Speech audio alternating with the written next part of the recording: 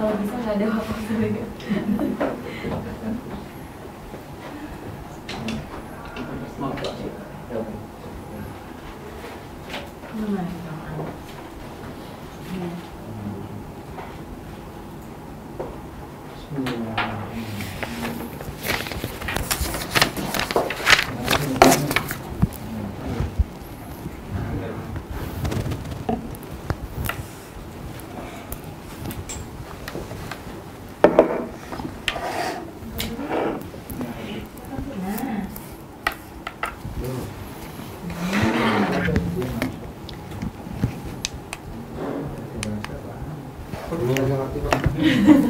Saya ngerti Pak. Kalau ini Pak. Betul kan? Ya. Saya nggak ngerti Pak tadi Pak. Komplain. Keren ya teman-temannya. Semangat. Amin. Udah cukup ya pesertanya? 38? Belum? Kurang 15. Kurang sekitar 15. 15.000. Udah diadmin atau belum? Belum ada yang masuk lagi. Suara siapa? Ambil aja. Ya, silakan bapaknya kalau mau ngobrol sama kita. Boleh Bapak? Cara. Tes. Tes, cek. 1, 2, 3. Cek, masuk ya?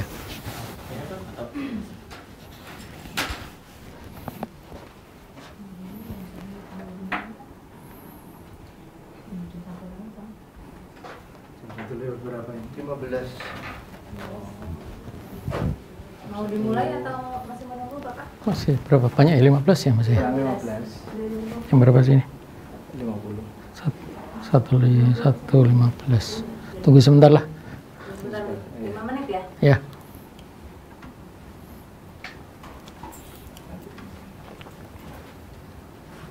Bapak Ibu, narasumber sudah ada di tengah-tengah kita, namun masih ada beberapa Bapak Ibu TFL yang masih belum bergabung.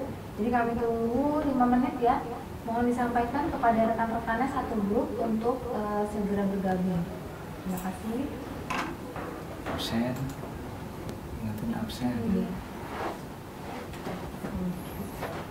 Jangan lupa. Dan jangan lupa untuk Tambah 1. mengisi absensi di materi yang terakhir hari ini ya. Kan sudah di link belum?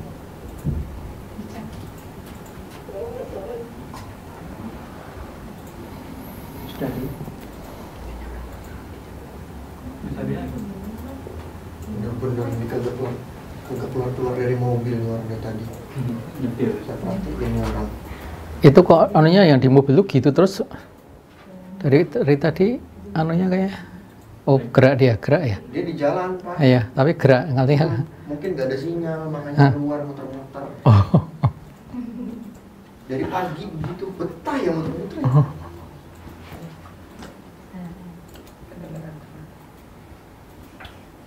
Ada.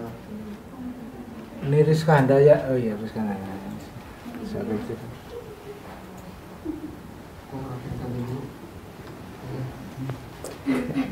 Ini Maulin ini sebenarnya aktif, tapi kok kayaknya Enggak, ini kayaknya video diputar ulang. Video diputar ulang ini. Makanya. Nah, makanya video dorong gitu-gitu terus dari tadi. kan Ini lagi jembatan tuh. jembatan. Nanti kayaknya harus ada kayaknya. Mungkin ketika dia lagi sinyal Nggak, ntar kalau dia ke playback sendiri ketahuan kok Pak. Yes. Enggak sih ini kayaknya. Kamu kasih nilai minus saja itu. Ini enggak muncul-muncul ini gimana? Belum ini. Ini Gusti Lanang. Ini pakai handphone Pak. Kira-kira pakai handphone. Kemungkinan. Tapi pakai handphone mah sebenarnya bisa. Bisa. Cuma atau kalau memang sinyalnya jelek mungkin memang kalau pakai video dia berat, jadi mungkin dia matikan videonya.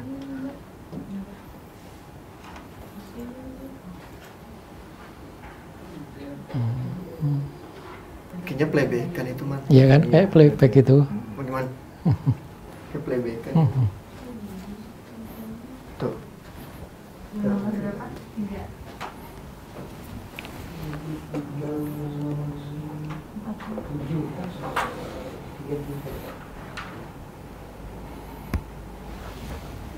Dikurangi. Coba ajak ngobrol aja.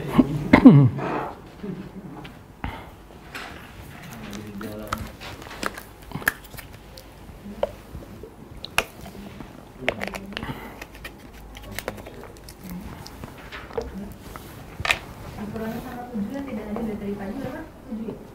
7. Udah ada siapa yang ini kan? Kasih spidol merah ini. Bapak Ibu jangan lupa untuk selalu cek dan cek ya itu link absensi. Silakan pilih materi hari ini.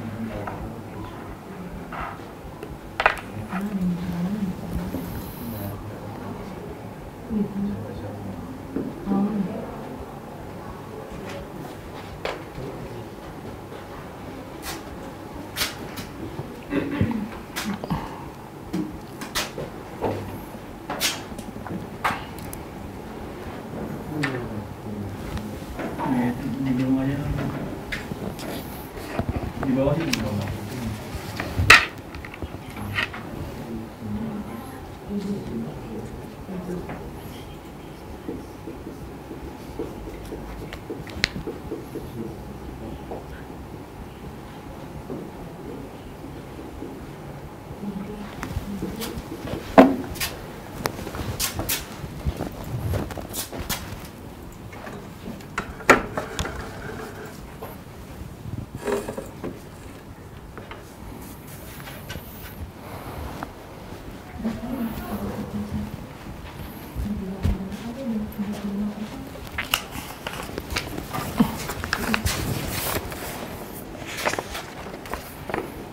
Jadi kurang 4. Berapa itu? 49.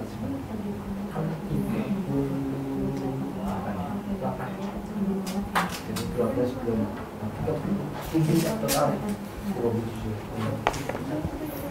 Dimulai aja apa? Oke. Mulai aja. Mulai.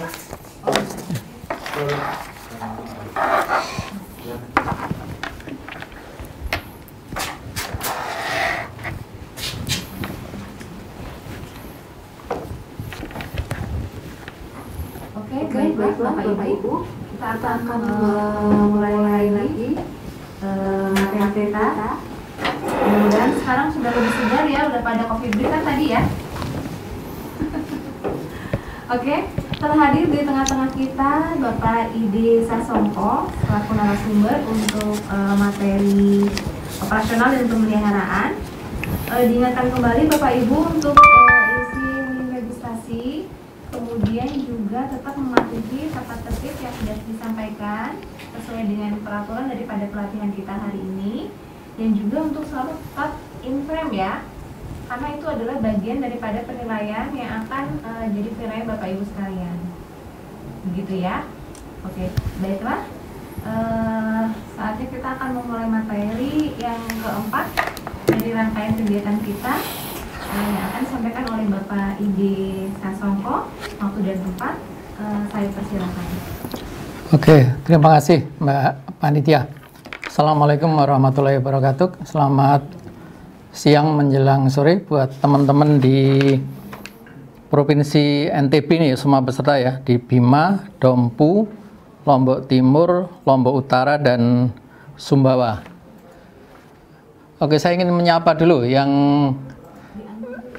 tolong lambaikan tangan bagi yang lambaikan tangannya. Coba lambaikan tangan. Ayo, mana yang lambaikan tangan? Oke.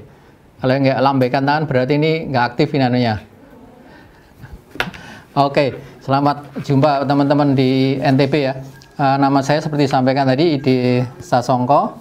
Saya sebagai tim leader untuk Sandes Regional 1. Kebetulan Regional 1 itu wilayahnya di Sumatera, Kalimantan, dan Sulawesi. Kalau teman-teman kan di Regional 4 ya, dengan Mang Yayat ya, TL-nya Mang Yayat ya. Kayaknya sepertinya dia baru di lapangan juga nih, kalau nggak salah hari-hari ini. Oke teman-teman, materi kita ini cukup mungkin ada yang merasa ini bukan materi yang penting, tapi ini sebenarnya bagi sebuah program pemberdayaan ini materi yang sangat penting. Artinya ini tahapan yang sangat penting dari sebuah program pemberdayaan, karena ini merupakan tolak ukur apakah pendampingan teman-teman itu berhasil atau tidak. Sebagai fasilitator, pendampingan teman-teman ini berhasil atau tidak. Di tahapan inilah nanti akan kelihatan. Karena tahapan ini adalah tahapan di mana teman-teman sudah tidak ada lagi di lapangan. Tahapan di mana teman-teman sudah tidak mendampingi lagi. Nah, disinilah akan kelihatan apakah pendampingan teman-teman selama ini berhasil atau tidak. Itu akan kelihatan di sini. Kalau operasional pemberdayaannya berjalan dengan baik, bahkan kemudian berkembang, berarti pendampingan teman-teman selama ini berhasil. Tapi kalau kemudian operasional pemeliharaan yang sudah kita bangun sekian lama ini tidak berhasil, itu berarti pendampingan teman-teman gagal. Nah, makanya ini penting bagi teman-teman untuk bisa memahami ini.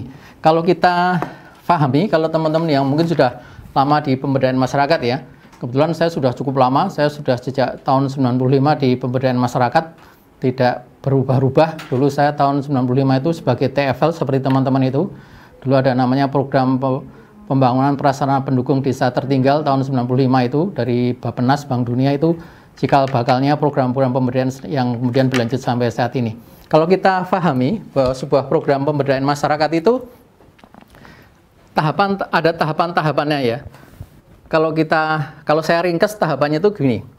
Tahapan awal sekali ketika kita bersama dengan masyarakat itu biasanya saya sebut sebagai begini, tahapan 1 itu. I itu sebagai kita ya, fasilitator ya. I do, you watch. Ini tahapan paling awal sekali. Tahapan paling awal sekali adalah I do, you watch. Artinya apa? Artinya kita sebagai fasilitator itu mengerjakan langsung sendiri. Ini tahapan mungkin pada saat tahapan dulu ya, perencanaan awal-awal itu. Jadi kita mengerjakan langsung secara sendiri. Masyarakat dampingan kita itu melihat. Masyarakat dampingan kita itu melihat. Ini adalah tahapan paling awal sebagai sebuah dalam tahapan pemberdayaan. Kalau ini sudah berhasil, maka tahapan yang kedua adalah I do, you help. Ini sudah meningkat. Artinya ini sudah meningkat, tahapannya sudah meningkat. Kita tetap masih mengerjakan sendiri, tapi masyarakat sudah mulai membantu. Tidak, kalau tadi paling dasar itu dia hanya melihat, kalau sudah meningkat dia akan membantu. I do, you help.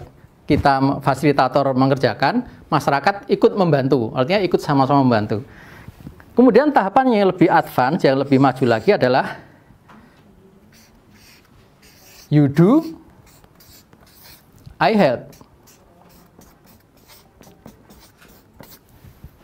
Kamu, masyarakat yang mengerjakannya, kita, fasilitator membantu. Ini sudah tingkatannya sudah lebih tinggi tingkatan pemberdayaan masyarakatnya. Jadi masyarakat yang mengerjakan, kita hanya membantu.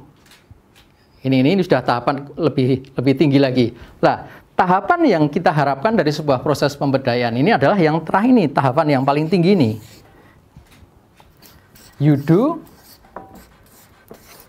I watch.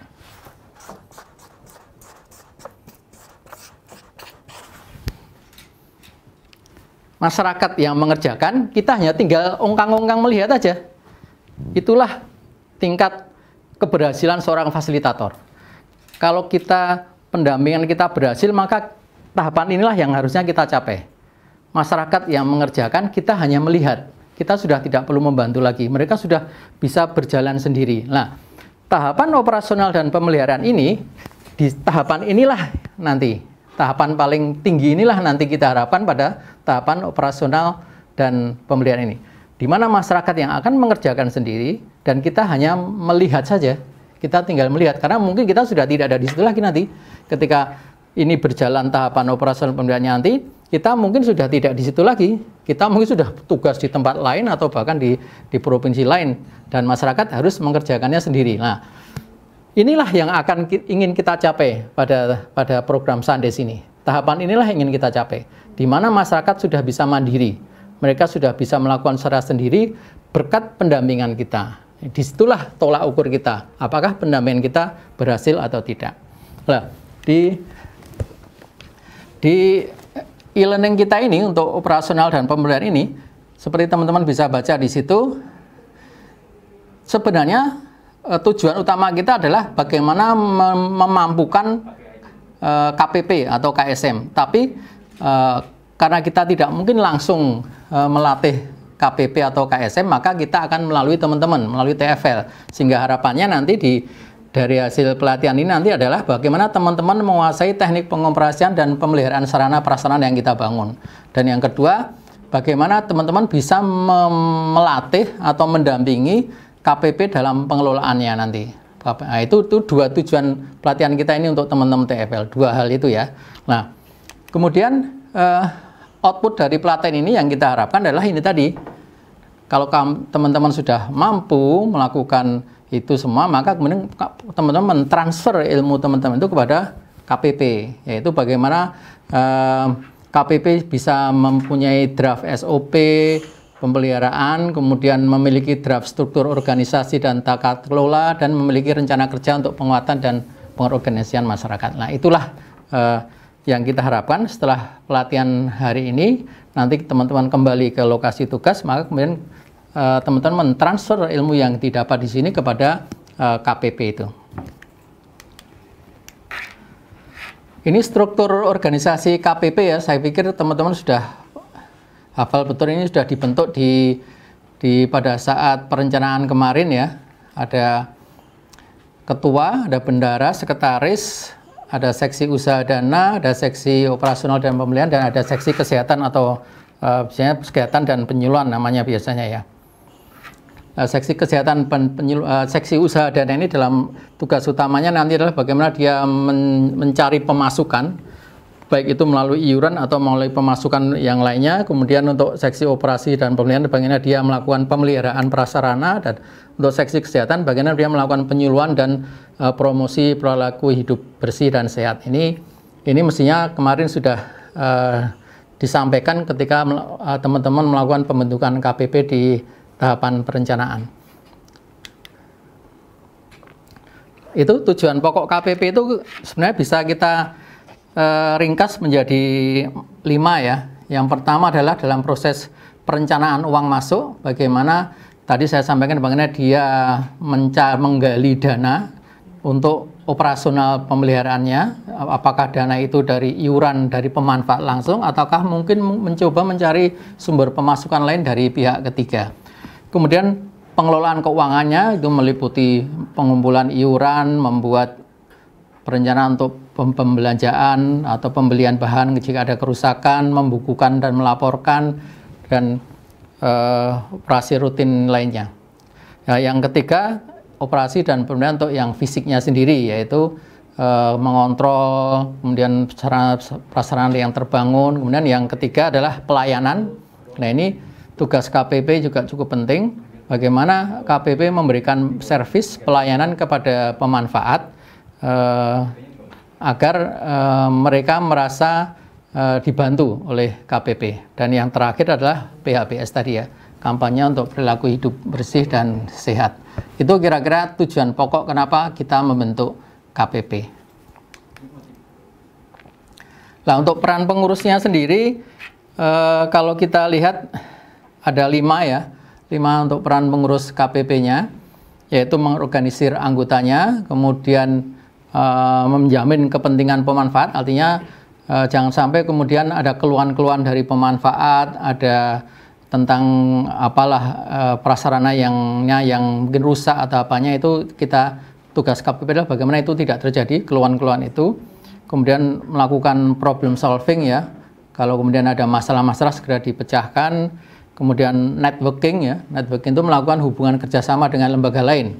Jadi KPP ini termasuk organisasi masyarakat yang sebenarnya punya berhak untuk menerima suntikan dana dari pemerintah. Tapi memang ada syarat-syaratnya kalau teman-teman baca itu, yaitu salah satunya dia memang harus berbadan hukum. Kalau dia berbadan hukum sebagai organisasi masyarakat, dia berhak untuk menerima suntikan dana dengan terutama pasti membuat proposal dulu kepada dinas atau instansi di perangkat daerah di kabupaten kota. Dan yang terakhir ini pendisiplinan dia sebagai pengurus KPP, dia harus mampu mendisiplinkan anggotanya atau pemanfaatnya. Bagaimana pemanfaat itu disiplin dalam melakukan perawatan dan pemeliharaan. Ini tugas pokoknya ya. Tugas pokok tadi dari seksi-seksi tadi, dari 3 seksi di KPP itu, ini masing-masing tugas pokoknya. Ada seksi usaha, teman-teman bisa baca di situ, merencanakan tentang besarnya iuran anggota, kemudian mengumpulkan iuran anggota, mencari sumber dana di luar tadi, pembukuan. Jadi KPP itu harus juga melakukan pembukuan uang masuk dan uang keluarnya, kemudian membuat laporan keuangan secara rutin sebagai bentuk transparansi kepada masyarakat, terutama pemanfaatnya. Itu tugas seksi usaha dan dana. Untuk tugas seksi operasional dan pemeliharaan tadi mengoperasikan sarana sanitasi, mengontrol Bapak, ini terutama kalau yang ada di teman-teman yang ada kegiatannya adalah berupa IPAL komunal ya. Kalau IPAL komunal itu kan banyak yang harus dilakukan pemeliharaan. Ada jaringan pipanya, ada manhole induk, ada bak kontrol, ada IPAL komunalnya, itu cukup besar, cukup banyak yang harus dipelihara. Tapi kalau kegiatan teman-teman hanya berupa kegiatan tangki septik individual, bilik kloset individual, memang tidak akan serumit seperti itu. Kemudian meningkatkan mutu pelayanan, melakukan uji sampel. Uji sampel ini juga kalau untuk individual memang mungkin perlu dipertimbangkan biayanya, karena satu kali uji sampel itu kalau nggak salah sekitar 600.000 biayanya. Jadi kalau satu pemanfaat misalnya dibebani untuk biaya itu mungkin juga keberatan. Jadi kalaupun misalnya ada uji sampel mungkin cukup mewakili aja, tidak harus semua semua pemanfaat diuji sampelnya, tapi mungkin KPP melakukan uji sampel salah satu aja sebagai untuk mendapatkan gambaran kira-kira kualitas pengolahan kita itu berhasil atau tidak, hasil yang effluent-nya itu memenuhi ambang batas yang disyaratkan oleh Kementerian Lingkungan Hidup atau tidak. Jadi itu mungkin bisa cukup salah satu aja untuk sebagai sampel. Kalau semua mungkin cukup berat biayanya. Kemudian pemeliharaan sarana prasarana terbangun, perbaikan kalau ada kerusakan, melakukan penyedotan lumpur tinja secara berkala. Nah ini kalau kegiatan kita itu hanya berupa tangki septik individual, bilik individual, memang ini sebenarnya menjadi tanggung jawab pemanfaat langsung, bukan tanggung jawab KPP ya. Jadi mungkin KPP hanya mengingatkan kapan waktunya untuk mulai sedot lumpur, kapan waktunya, kalau perbaikan jelas itu menjadi tanggung jawab pemanfaat langsung, bukan tanggung jawab KPP. Jadi KPP memang tidak akan sampai masuk ke situ kalau untuk pekerjaan yang tangki septik individual. Tapi kalau pekerjaan yang merupakan IPAL komunal, entah 5 atau 10 rumah atau bahkan lebih, itu memang menjadi tanggung jawab KPP untuk melakukan pengontrolan itu.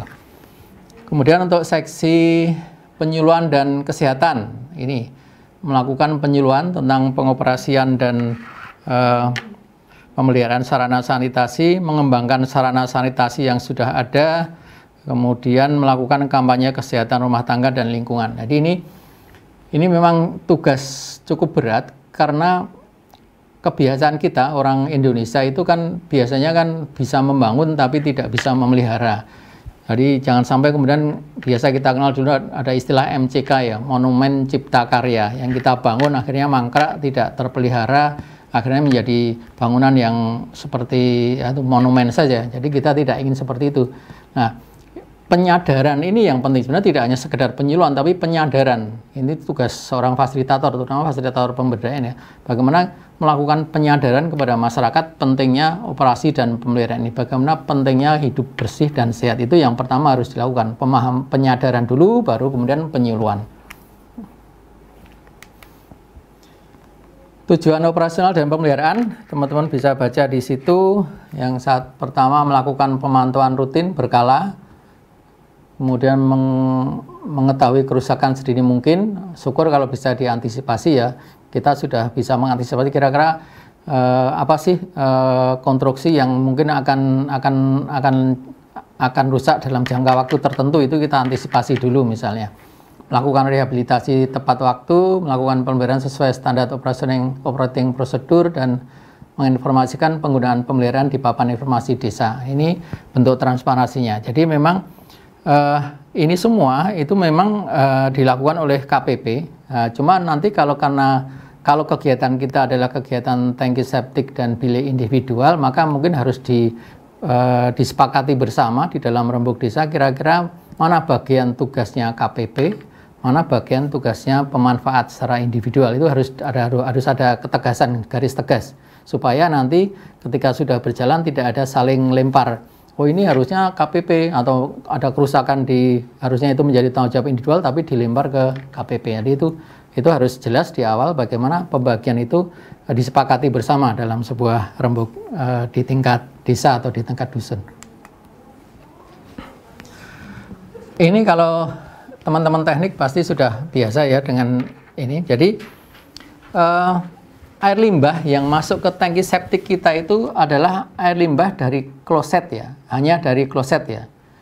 Jadi yang masuk ke kita itu hanya dari kloset, yang ke tangki septik kita itu hanya dari kloset. Tidak dari dapur, tidak dari buangan air dari kamar mandi atau yang lainnya. Jadi yang masuk khusus black water ya, atau air limbah tinja kita dari kloset. Kemudian ini beberapa yang harus kita hindarkan. Bahan-bahan yang nanti akan merusak proses pengolahan di tangki septik kita. Hindarkan memasukkan bahan yang beracun seperti pestisida, bahan pemutih, baiklin misalnya ya, cairan pembersih keramik, cat, thinner, busa sabun cuci pakaian dan sejenisnya, terutama dalam jumlah besar, karena itu dapat mengganggu proses pengolahan dan membunuh bakteri di tangki septik. Jadi ini bahan-bahan ini cukup berbahaya bagi bakteri. Jadi kita itu kan sebenarnya di tangki septik kita itu kita kan sedang mengembangbiakkan bakteri ya. Makanya kemudian kita buat rumah bakteri. Jadi media filter dari botol-botol itu sebenarnya kan kita siapkan sebagai rumah bakterinya. Sebagai rumah bakterinya, dia nempel di situ, berkembang biak, mengolah limbah yang ada di kita sehingga keluar dari situ sudah aman lah bagi lingkungan. Jadi bakteri ini musuhnya banyak. Itu tadi disebutkan bahan-bahan pestisida, baiklin itu cukup keras. Baiklin itu cukup keras kalau dia sampai masuk di tangki septik. Kalau thinner, cat dan sebagainya. Jadi ini yang sering terjadi di rumah tangga itu kan baiklin ya. Baiklin, kalau cat, thinner kayaknya sih tidak ya. Pestisida mungkin juga jarang ya. Tapi yang harus diantisipasi adalah baiklin dan sabun dalam jumlah yang banyak ya. Kalau jumlah wajar sih nggak masalah. Makanya kita selama ini selalu melarang kalau misalnya ada rumah tangga yang dia punya usaha laundry kemudian dibuang ke tangki septik, itu tidak boleh, karena itu di situ campuran deterjennya maupun kalau ada pemutihnya cukup tinggi kandungannya, sehingga itu akan sangat berbahaya. Tapi kalau hanya sekedar di level rumah tangga sabun, mencuci dengan sabun, pakai baiklin sih tidak begitu berbahaya. Tapi itu pun kita harapkan tidak dibuang di kloset, tapi dibuang di saluran kamar mandi dan dia masuk di sumur peresapan, tidak masuk di septic tank. Kemudian hindarkan dari padatan atau bahan yang sulit terurai. Potongan kain, mohon maaf kalau ibu-ibu ya, softtek itu jangan sampai masuk di situ. Sisa-sisa makanan, potongan sampah, kemudian lain-lain itu tidak boleh masuk di jaringan pipa kita, apalagi di kloset kita ya. Karena itu nanti akan menyumbat di saluran pipa kita, atau bahkan kalau dia sampai masuk di septic tank, dia nanti akan bisa menyumbat juga di media filter kita. Hindarkan masuk air hujan. Nah, air hujan ini kenapa kita melarang atau menghindari supaya air hujan tidak masuk? Karena air hujan ini mengandung asam. Asam itu juga cukup berbahaya bagi bakteri, akan membunuh bakteri juga. Sehingga memang teman-teman harus waspada itu pada tutup manhole-nya septic tank dan pada saluran udara, buangan udara, ventilasi udaranya dari septic tank. Makanya kita akan selalu didesain kita untuk ventilasi septic tank kan bentuknya T ya, T yang ke bawah ya, T ke bawah, karena supaya air hujan tidak masuk. Kalau hanya sekedar T mungkin dari kalau hujan kena angin bisa masuk juga. Tapi makanya kita buat T yang melengkung ke bawah itu. Kemudian tutup bak kontrol pun kita harapkan yang model rata tertanam ya, bukan yang ditumpangkan ya. Jadi kan ada yang model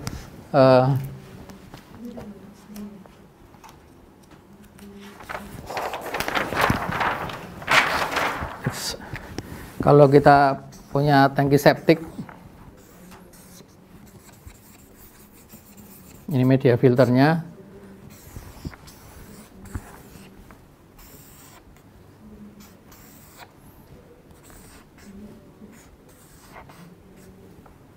Ya, kita sering jumpai ada tutup itu yang modelnya ditutupkan di atasnya begini ya. Tutup manhole-nya ya, tutup manhole-nya. Nah, ini resiko kalau ada air hujan masih masuk ke sini. Resiko dia akan, misalnya air hujan ke sini, menggenang di sini, dia akan masuk di sini. Air hujan turun di sini, dia masuk merembes ke sini. Ini resiko air hujan akan masuk. Makanya kita sarankan kalau untuk tutup itu yang model gini.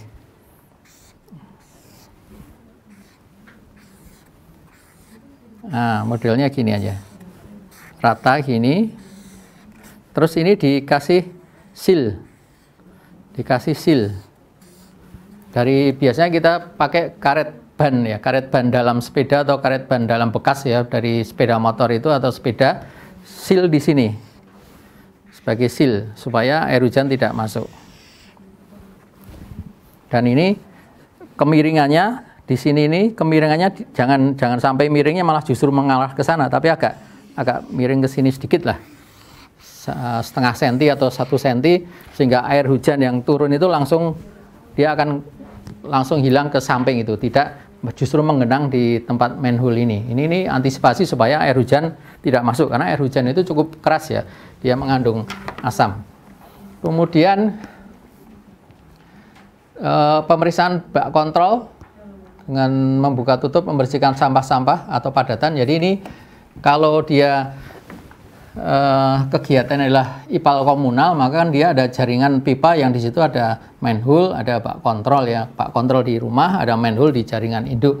Itu memang harus rutin dibersihkan. Kalau kegiatan kita hanya individual, maka manhole yang sebelum masuk di resapan itu, dari kamar mandi, bak kontrol, kemudian ke resapan, itu juga perlu sering dibersihkan.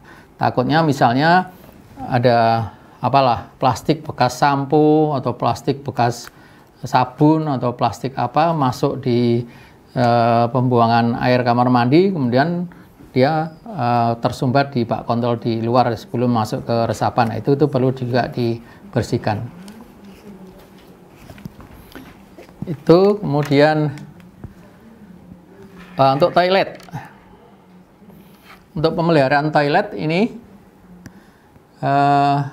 sebenarnya menjadi kewajiban pemanfaat langsung ya, bukan KPP ya. Jadi memang kalau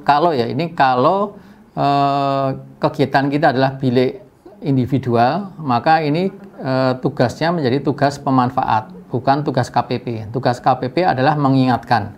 Dia mungkin sering berkeliling seminggu sekali lah atau berapa, berkeliling ke rumah-rumah pemanfaat, kemudian dia cek bilik klosetnya, kemudian dilihat. Nah, kalau ada yang tidak sesuai seperti itu, baru dia diingatkan kepada pemanfaat. Tapi tugas membersihkannya itu tugas pemanfaat, bukan tugas KPP. Makanya tadi seperti di awal saya sebutkan, harus ada pembagian yang jelas, mana ini yang tanggung jawabnya penerima manfaat langsung dan mana tanggung jawabnya pengurus KPP. Itu memang harus dari awal ditegaskan. Nah, kalau bilik kloset, toilet itu menjadi tanggung jawabnya pemanfaat langsung rumah tangga yang kita bantu itu. Nah, itu yang harus diperhatikan itu ya, lantai toilet selalu bersih dan kering. Jadi ini akan juga sangat tergantung dari saat proses konstruksi dulu, saat pelaksanaan konstruksi lantai keramiknya itu, apakah dulu tukangnya itu sudah memperhitungkan kemiringan lantai keramik kamar mandi itu, sehingga sudah diperhitungkan dia cukup miring sehingga air yang menggenang itu langsung dia mengalir ke arah floor drain, ke arah buangan air, sehingga lantai itu akan kering. Kalau dia tidak dipakai, dia akan selalu kering. Itu harus dijaga itu.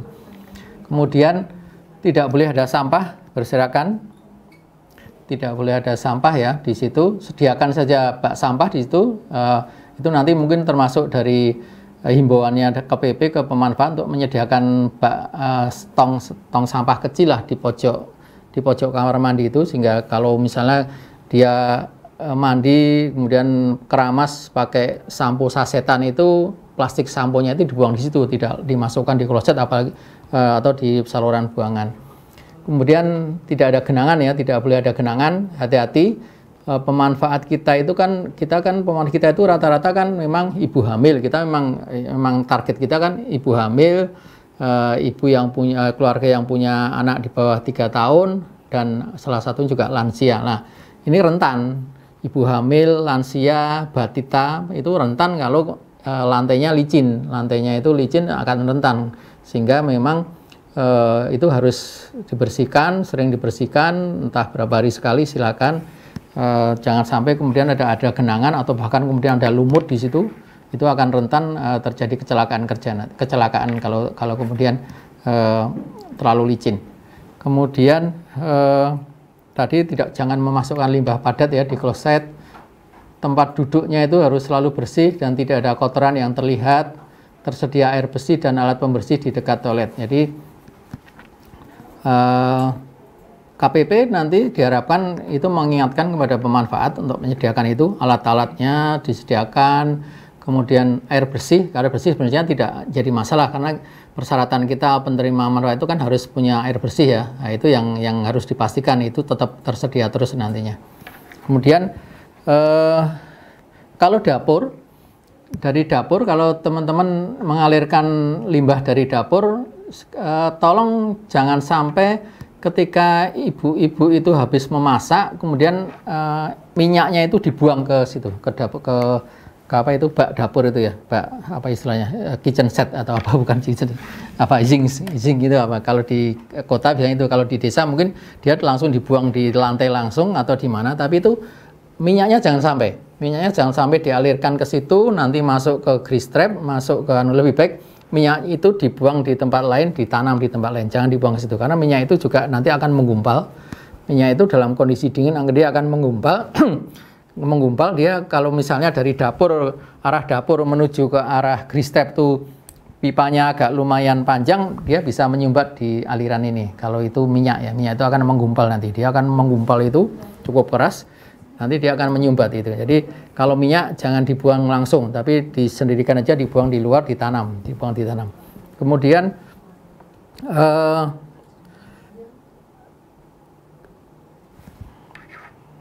yang mungkin juga harus dijaga,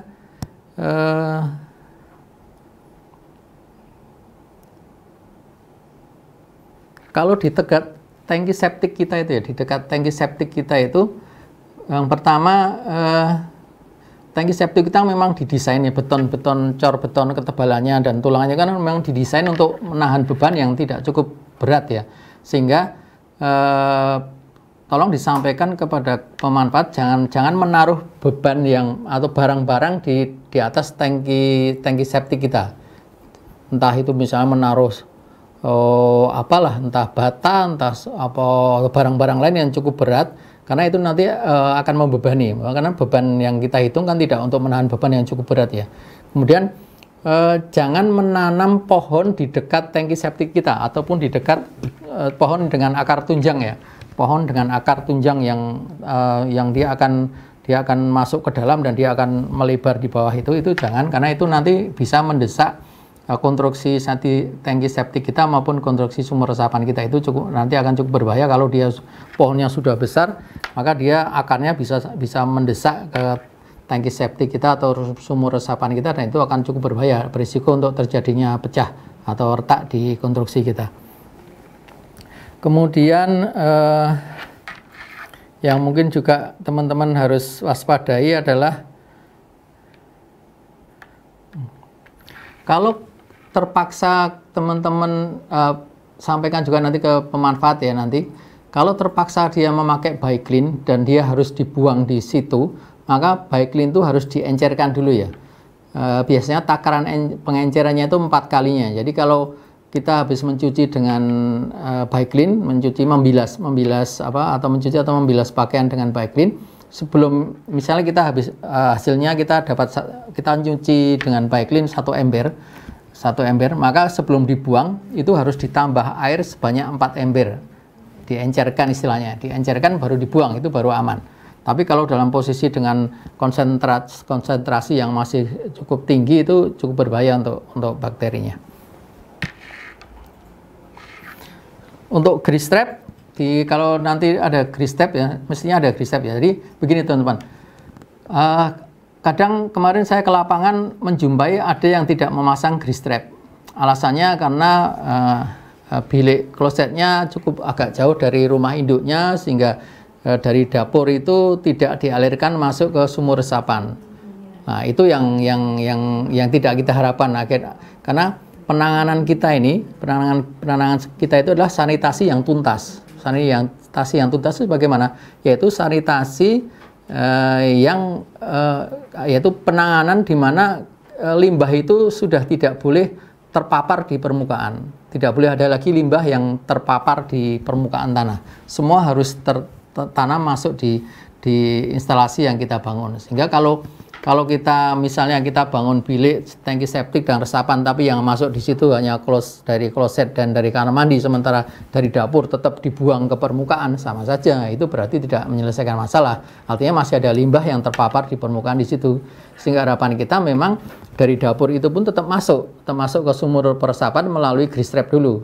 Dari dapur masuk ke grease trap baru masuk ke sumur peresapan. Nah, grease trap itulah yang perlu dipelihara, perlu dirawat minimal 1 minggu sekali. Biasanya grease trap itu kan dari dapur ada lemak-lemak yang terikut di situ, dia akan menggumpal di permukaan. Makanya konstruksi grease trap kan dia kan bentuknya T ke bawah, sehingga yang keluar dari grease trap itu adalah airnya, sementara lemaknya itu akan mengapung di atas. Itulah yang kita bersihkan, yang harus dibersihkan oleh ibu rumah tangga setiap seminggu sekali minimal. Makanya sebagai program yang responsif gender, kita harapkan tutup grease trap itu tutup yang ringan, yang mampu diangkat oleh ibu-ibu dengan 1 tangan. Jangan dibuat yang cor beton yang cukup berat, yang ibu-ibu tidak akan mampu mengangkatnya, karena tugas membersihkan grease trap itu ibu-ibu yang biasa masak di dapur, itulah tugasnya, sehingga tutupnya harus ringan, jangan sampai tutup yang cukup berat. Itu kemudian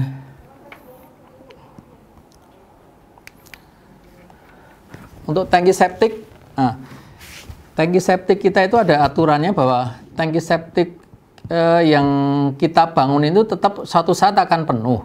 Jadi karena memang tangki septik yang bagus itu adalah tangki septik yang akan penuh. Kalau tangki septik kalau mungkin ada orang-orang selama ini yang bilang tangki septik yang sudah berpuluh-puluh tahun tidak penuh, itu bukan tangki septik yang bagus, itu berarti tangki septik yang jelek. Berarti terjadi perembesan ke bawah permukaan air yang mencemari lingkungan di sekitarnya. Itu justru yang tidak baik. Yang baik adalah tangki septik yang akan penuh pada suatu saat sesuai dengan perhitungannya. Nah, kalau komunal, kalau yang teman-teman bangun adalah IPAL komunal, maka biasanya jangka waktu pengurusannya antara 2-3 tahun. Biasanya 2-3 tahun itu didesain harus dikuras untuk IPAL komunal. Tetapi kalau IPAL individual yang dibangun teman-teman adalah tangki septik ya, SPAL DS ya setempat ya, tangki septik individual, maka periode pengurasan itu kalau tidak salah di perhitungan kita itu dimensi tangki septik itu perhitungan kita itu untuk 5 tahun, untuk pengurasan 5 tahun, artinya 5 tahun itu harus dikuras. Nah, ini yang nanti harus teman-teman sampaikan kepada KPP bagaimana proses mekanisme pengurasannya. Misalnya lokasi rumah pemanfaat itu masuk ke gang kecil yang mungkin mobil penyedot tinja tidak bisa masuk misalnya, atau dia jalannya melewati rawa, atau dia di daerah pasang surut atau di daerah pantai dan sebagainya. Itu memang harus mulai diperhitungkan ketika teman-teman memberikan pendampingan kepada KPP. Bagaimana kira-kira untuk kasus-kasus seperti itu?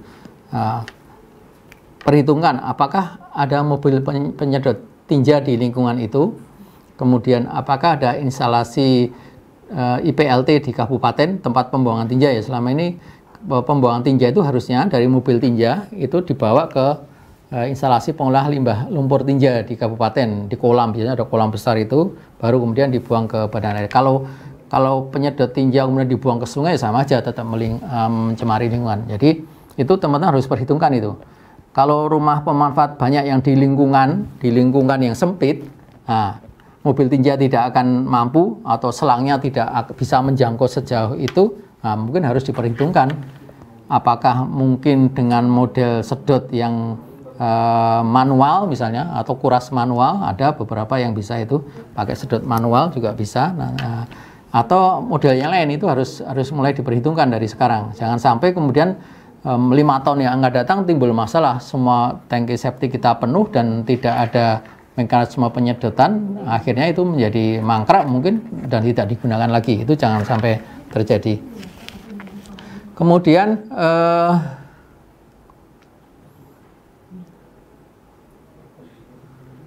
pakai itu ya, kalau memang itu pengurasan secara mandiri misalnya, karena mungkin tangki penyedotnya tidak bisa masuk dan itu dilakukan pengurasan mandiri oleh masyarakat, maka jangan lupa pakai perlengkapan pelindung, sarung tangan, karet, masker dan sebagainya, itu tetap harus dipakai sebagai syarat kita. Nah, kemudian sebenarnya kalau kita ringkas itu ya, aspek utama dari operasional dan pembelian itu hanya ada ini aja, hanya ada 4 ya, yang teman-teman harus perhitungkan nanti. Ada 4 aspek untuk operasional dan pemeliharaan. Yang pertama adalah SOP.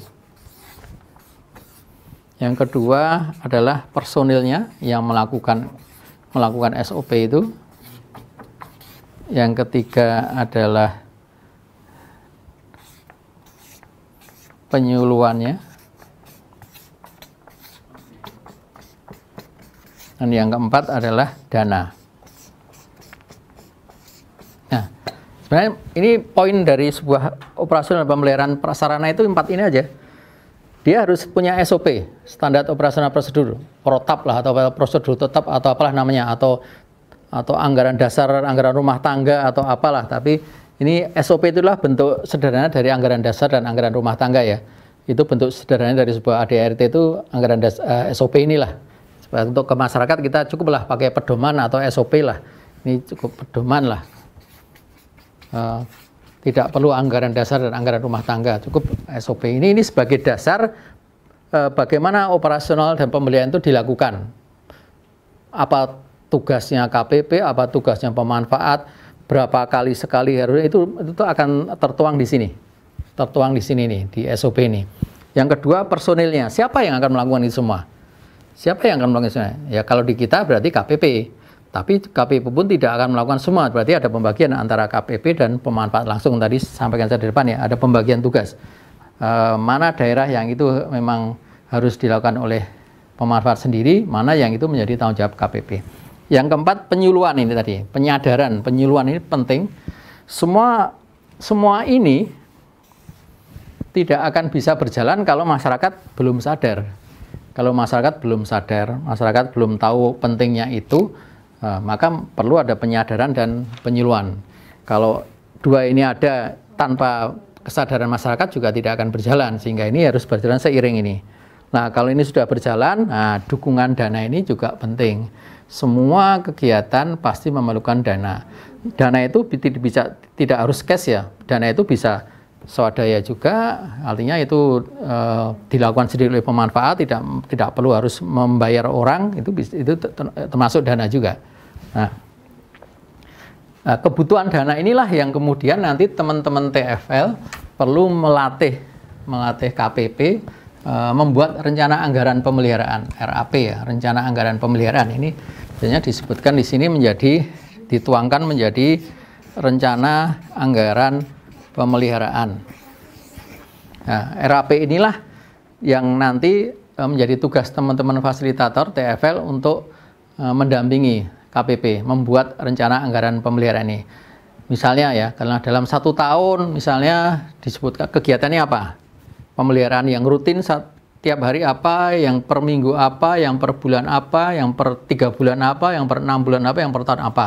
Kegiatan itu memerlukan biaya berapa misalnya, memerlukan biaya berapa per kegiatan itu, untuk katakanlah berapa lokasi, berapa titik lah, 30 titik perlu biaya berapa.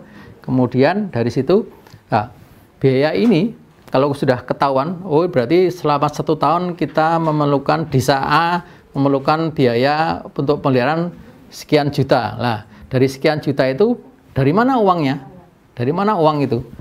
Uang itu dari mana? Lah, itu harus dicari lagi. Tadi ada seksi usaha dan dana tadi mencari uangnya dari mana. Yang paling mudah pasti dari iuran ya, itu paling apa ya? Paling gampang, paling konvensional, itu paling hafalan itu dari iuran pemanfaat, langsung tinggal ngitung aja. Kalau semua dibebankan ke pemanfaat berarti misalnya 10 juta. Rencana biaya untuk pemeliharaan butuh dana 10 juta, jumlah pemanfaat 30 orang, tinggal bagi aja 10 juta dibagi 30 orang, ketemu berapa, dibagi per bulan, dibagi 12 bulan selama 1 tahun, ketemu oh berarti iurannya per rumah sekian ribu, 5.000 atau 10.000 atau 3.000, itu dari situ. Itu kalau semua ditanggung dari iuran. Tapi kemudian bisa aja teman-teman nanti memahamkan kepada desa, karena di desa kan ada juga dana desa, ada anggaran dana desa yang cukup besar. Dana desa itu di dalam Permendesnya juga ada untuk biaya untuk pemeliharaan sanitasi misalnya. Itu bisa aja kolaborasi dengan dana desa, misalnya ada subsidi dari dana desa misalnya, itu bisa sebagai pemasukan yang lain lagi. Itu kemudian tadi ya, pengecekannya harian, mingguan, apa yang harian, apa yang mingguan, apa yang bulanan, dan sebagainya. Kalau pemantauan effluent secara berkala ini, kalau itu IPAL komunal, kalau IPAL yang individual, kalau tangki septic individual seperti kita memang tidak perlu, tapi mungkin teman-teman cek aja secara manual, gampang sekali kan. Kalau teman-teman yang sudah biasa di sanitasi, gampang cara mengecek apakah tangki septic kita itu proses pengolahannya berjalan baik atau belum. Coba nanti kalau sudah beroperasi sekitar 3 bulan, misalnya tangki septic itu sudah dipakai selama 3 bulan kira-kira, selama 3 bulan oleh pemanfaat, coba lihat di bak media filternya, dibuka manhole di bak media filter, teman-teman lihat apakah ada gelembung-gelembung udara di situ. Di bak media filter yang ada aqua, botol aqua itu, cek apakah timbul gelembung-gelembung udara, entah kecil entah besar ya, ada gelembung udara di situ. Nah, kalau ada gelembung udara, berarti proses pengembangbiakan bakteri itu berhasil. Artinya terjadi pengolahan yang bagus di situ. Pengolahan pengolahan limbah kita oleh bakteri berarti bagus kalau terjadi gelembung-gelembung udara di bak media filter itu secara manual seperti itulah. Kemudian kalau mungkin bisa memegang langsung di botol aqua itu akan nempel seperti lumut, licin. Botol aquanya itu licin seperti lumut, itu berarti disitulah bakterinya berkembang biak nempel. Itu berarti secara manual itu berarti bagus pengolahannya. Walaupun kalau kita mau pengen tahu lebih jelas memang harus dites di laboratorium. Evaluasinya itu dites, diambil sampelnya 2 liter, diambil, diteskan di laboratorium, nanti akan ketahuan apakah memenuhi ambang batas yang dipersyaratkan oleh Kementerian Lingkungan Hidup atau tidak.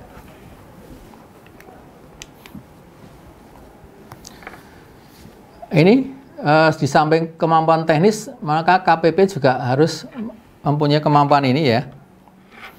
Yang pertama, dia harus menguasai data penerima manfaat. Nah, makanya ini nanti Ya mudah-mudahan nanti KPP yang kemarin dibentuk di tahapan perencanaan itu selama proses pelaksanaan ini diikutkan terus sehingga dia memahami cara kerjanya konstruksi kita, kemudian dia tahu persis data-data penerima manfaat karena ini menjadi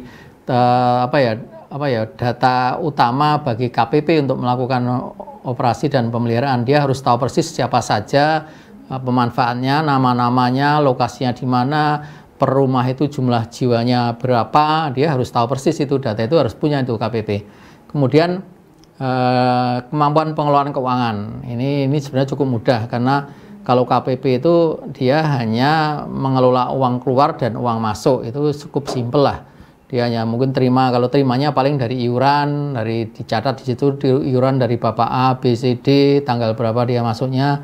Terus pengeluarannya untuk apa, perbaikan apa, membayar tukang untuk perbaikan apa, dan sebagainya itu cukup mudah untuk pengelolaan keuangannya, tidak sulit. Penyuluhan ini yang tadi saya sampaikan berat, tidak hanya sekedar penyuluhan tapi penyadaran kepada masyarakat, memberikan penyuluhan tadi kalau nanti teman-teman bisa mendesain sebuah stiker ya, akan sangat bagus kalau teman-teman TFL nanti dikoordinir di tingkat kabupatennya masing-masing desain sebuah stiker ya mungkin cukup selebar inilah, stiker selebar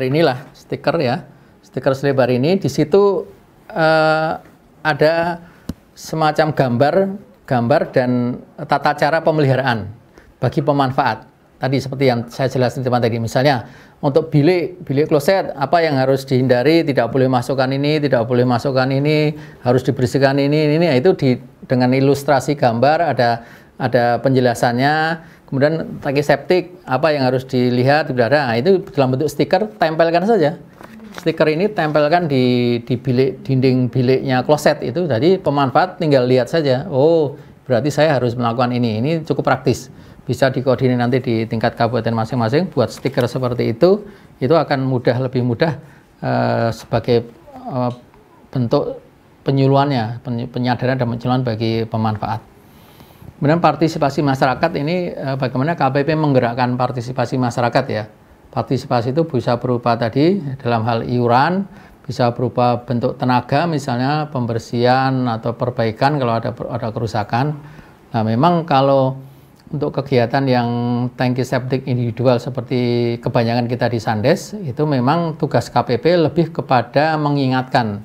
Karena tugas perbaikan pembersihan itu menjadi tugas pemanfaat langsung. Jadi KPP lebih kepada dia mengingatkan, dia mungkin sering monitor, keliling rumah-rumah, melihat kalau dia menjumpai ada sesuatu kok yang ini kok kotor ini, berarti dia ingatkan kepada pemanfaat. Jadi tugas KPP lebih ke situ. Tapi kalau IPAL komunal, ada yang membangun IPAL komunal, itu memang lebih kompleks tugas KPP-nya.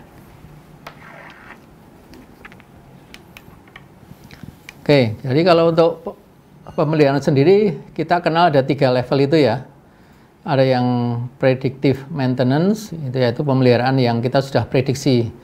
Kira-kira ini akan rusak kapan gitu misalnya. Kalau di IPAL komunal misalnya ada yang pakai pompa, itu sudah bisa diperhitungkan tuh. Pompa itu akan rusak setelah beroperasi sekitar misalnya 5 tahun, berarti harus diperhitungkan. Oh, setelah 5 tahun berarti kita harus mempunyai dana untuk membeli pompa baru. Nah, kalau tangki septik individual kita, ya perhitungannya aja kira-kira apa? Apa yang nanti mungkin akan rusak yang bisa diperhitungkan, misalnya apa? Keran.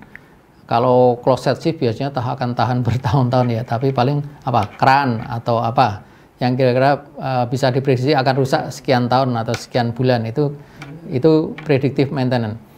Kemudian itu yang paling bagus. Yang kita harapkan adalah kita sudah bisa memprediksi itu dan sudah menyiapkan dananya kalau memang harus ada pembelian baru. Yang level kedua adalah preventive maintenance, itu pemeliharaan yang berupa pencegahan. Kemudian dilakukan untuk mencegah. Jadi sebelum terjadi kita sudah lakukan dulu, kita sudah cegah dulu, kita sudah antisipasi dulu itu ya. Yang level ketiga adalah breakdown maintenance atau pemeliharaan kerusakan. Itu dilakukan setelah terjadi kerusakan. Ini memang misalnya force majeure, ada banjir, ada gempa bumi sehingga mungkin tangki septik kita itu rusak, itu walaupun sebenarnya tangki septik kita itu didesain untuk mampu menahan gempa yang mungkin bisa sampai 6 lebih skala Richter. Artinya tapi siapa tahu nanti ada, ya tidak kita harapkan ada gempa yang cukup besar yang mungkin bisa merusak tangki septik kita. Jadi itu level-level pemeliharaan teman-teman, kita harapkan teman-teman masuk mulai di level yang itu, yang prediktif itu sudah diperhitungkan, sudah disiapkan anggarannya kalau memang terjadi kerusakan itu. Tolong nanti itu disampaikan kepada KPP dan pemanfaat dalam pelatihan pemeliharaan nanti. Itu contoh grease trap ya. Ini contoh grease trap.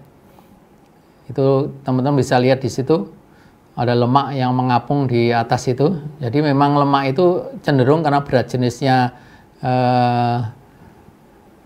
ringan, dia akan naik ke atas. Dia cenderung dari di atasnya, airnya yang di bawah. Jadi yang keluar dari grease trap itu adalah airnya. Lemaknya akan tertahan di situ. Dan itu yang harus dibersihkan 3 hari sekali lah paling bagus. Kalau terpaksa seminggu sekali, tapi kita sarankan 3 hari sekali. Tutup baknya harus rapat, kalau enggak nanti banyak kecoa di situ, biasanya akan banyak kecoa di situ. Jadi harus rapat gitu. Jadi karena ini lemak, jadi memang akan bau. Jadi memang ini contoh yang agak salah, itu ibu-ibu itu membersihkannya tidak pakai sarung tangan ya, harusnya pakai sarung tangan. Harus dibersihkan gitu, di model di sendok gitu ya, pakai di sendok dibersihkan, tampung dengan tas kresek atau apa, kemudian dibuang, ditanam di tempat lainnya. Untuk tangki septic, kunci dari semua operasi dan pemeliharaan adalah kuncinya adalah kedisiplinan. Kuncinya dari itu, disiplin, rutin, disiplin. Jadi baik itu bagi pemanfaat langsung maupun oleh KPP-nya. Jadi kuncinya harus disiplin. Jadi makanya teman-teman tadi seperti saya sarankan tadi, memang harus ada pembagian yang jelas tadi. Jadi bilik kloset, septic itu menjadi tugasnya pemanfaat. Kemudian KPP tugasnya apa? Mengecek, mengingatkan, dan sebagainya itu. Atau kalau IPAL komunal berarti dia mengecek bak kontrol, pipa, manhole, dan sebagainya. Tapi kalau ke tangki septic individual, tugas KPP ya mengingatkan, atau hal-hal lain yang memang bukan menjadi tanggung jawab langsung di penerima manfaat. Ini tadi yang saya sudah jelaskan di depan tadi ya, sebenarnya ini. Jangan memasukkan limbah padat ke jambat. Jangan membuang bahan kimia ke saluran. Jangan membuang minyak tadi ke dapur, karena itu nanti akan menyumbat saluran perpipaannya maupun sampai ke grease trap nantinya. Kemudian bagi KPP memang secara khusus kalau kegiatan kita berupa tangki septic individual, dia tidak akan masuk ke hal-hal yang bersifat individual seperti ini, karena ini menjadi tugasnya pemanfaat. Jadi KPP lebih kepada mengingatkan, memberikan penyuluhan, menyadarkan, mengingatkan, yaitu tadi termasuk bikin stiker untuk cara-cara operasi dan pembelian, itu tugasnya KPP. Kalau tugas pembersihan individual ya itu menjadi tugasnya pemanfaat nanti.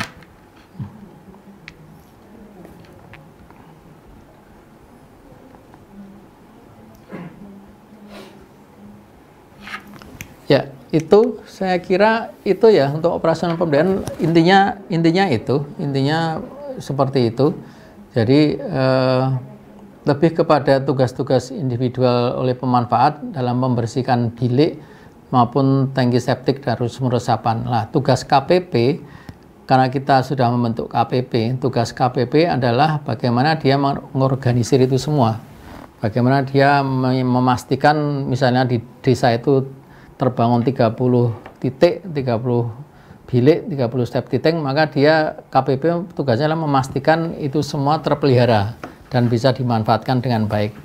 Kemudian memberikan penyadaran, penyuluhan kepada pemerintah agar dia mau melakukan pemeliharaan secara rutin. Jadi memang nanti tugas teman-teman TFL adalah membuat jadwal, sepanjang jadwal pemeliharaan misalnya.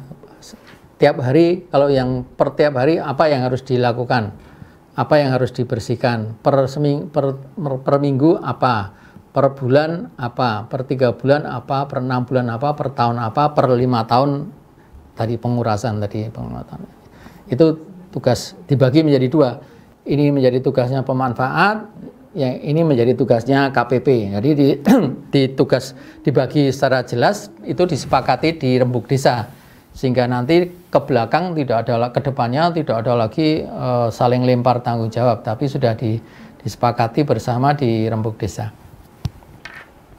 Yaitu teman-teman penjelasan tentang operasi dan pemeliharaan dari saya. Kita akan lebih menggali lebih dalam nanti lewat diskusi, lewat tanya jawab ya. Teman-teman nanti bisa langsung tanya. Teman-teman bisa langsung chat di situ, misalnya saya mau tanya, nanti langsung dibuka untuk mute-nya oleh panitia, atau bisa langsung tanya lewat video, bisa mengetik pertanyaan lewat chat, nanti pertanyaannya nanti akan diberikan ke saya nanti. Silakan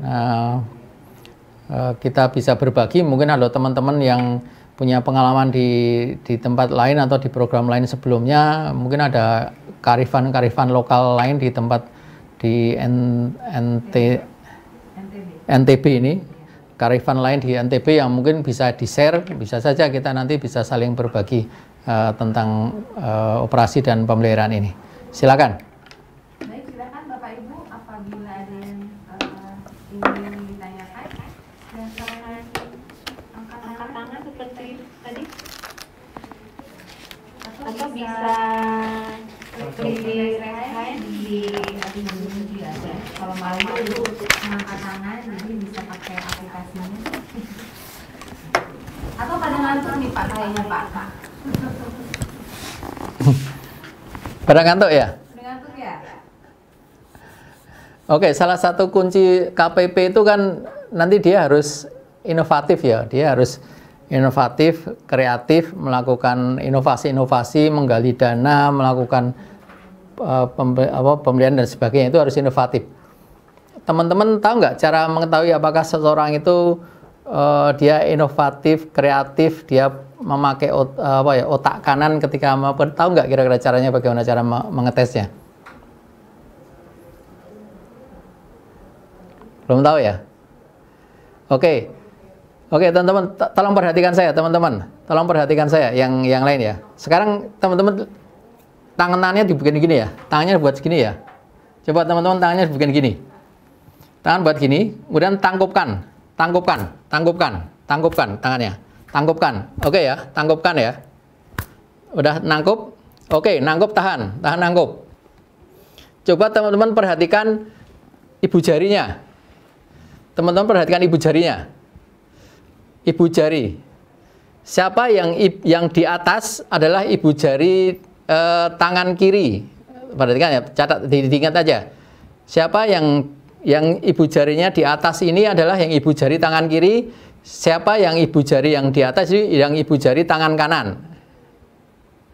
Ini bisa menunjukkan apakah kita lebih banyak memakai otak kanan atau lebih banyak memakai otak kiri. Nah, kalau coba cek di ibu jari teman-teman ya. Kalau ibu jari teman-teman ini yang di atas adalah yang ibu jari dari tangan kiri ini ya, tangan kiri ini yang di atas, ibu jarinya ini yang di atas. Maka ini menunjukkan teman-teman cenderung lebih banyak memakai otak kanan. Otak kanan itu berarti biasanya orang-orang yang kreatif, seni, kemudian orangnya lebih orangnya serba terencana, serba perfect, serba apa itulah, seni itu biasanya gitu, sebelah kiri. Kalau dia yang di atas adalah yang sebelah kanan, nah itu cenderung dia terlalu formal, terlalu standar, terlalu bukan salah, ini hanya cara kita berpikir aja, ini menunjukkan cara kita berpikir. Nah, siapa yang di atas yang jempol tangan kiri, angkat tangan. Siapa yang di atas jempol tangan kiri? Coba angkat tangan. Yang di atas jempol tangan kiri. Oh, ada 1. Siapa lagi? 2, 3. Oh, banyak juga ini. Ini orang-orang kreatif ini. Orang-orang kreatif ini berarti orang-orang kreatif ini. Nah, ini biasanya yang di atas jempol kiri itu biasanya orang-orang kreatif. Ya, berpikir out of the box ya, artinya out of the box itu dia berpikirnya tidak hanya lurus-lurus tapi agak sedikit nakal lah ya, sedikit nakal, ada sedikit hal yang di luar yang biasanya. Lah, itu yang kita harapkan dari operasi pemberdayaan ini, orang-orang yang dia berpikirnya sudah out of the box, dia tidak sekedar operasi berarti hanya iuran, yang penting iuran ini, tapi dia sudah mulai memikirkan bagaimana membuka jaringan. Coba channelkan ke CSR misalnya, ada di situ di teman-teman di lokasi teman ada CSR apa Pertamina, CSR PT Pegadaian, ada CSR minyak misalnya kilang minyak, ada CSR apalagi perusahaan besar. Channelkan ke situ, KPP channelkan ke situ, buatkan proposal, buatkan aksesan ke mereka, minta dukungan dana. Itu hal-hal yang mungkin bisa dilakukan teman-teman untuk membantu KPP nantinya. Oke, silakan. Ada pertanyaan lain? Lewat chat juga nggak apa, kalau malu-malu ditulis di chat aja. Silakan Bapak Ibu.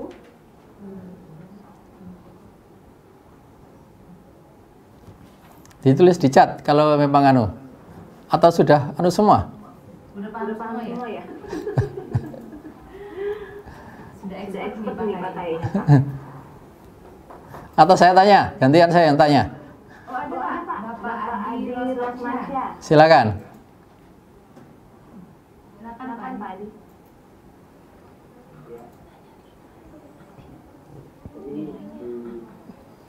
Menjelaskan terkait dengan bahwa KPS PAN ini harus dibuatkan badan hukumnya, Pak. Iya. Ya, jadi bagaimana kalau misalnya kita buat, misalnya contohnya di Kabupaten Bima, jadi mereka ini kita kumpulkan, kayak di Pastimat itu mereka memiliki yang namanya KPS PAM. Jadi hal-hal yang terkait dengan terkait dengan pelatihan dan seterusnya itu, jadi bisa ada wadahnya yaitu namanya KPS PAM.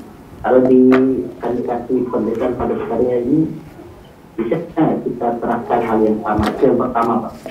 Terus yang kedua adalah kebiasaan masyarakat kita ketika ini yang sifatnya masih konvensional dan primitif, itu ketika sudah terjadi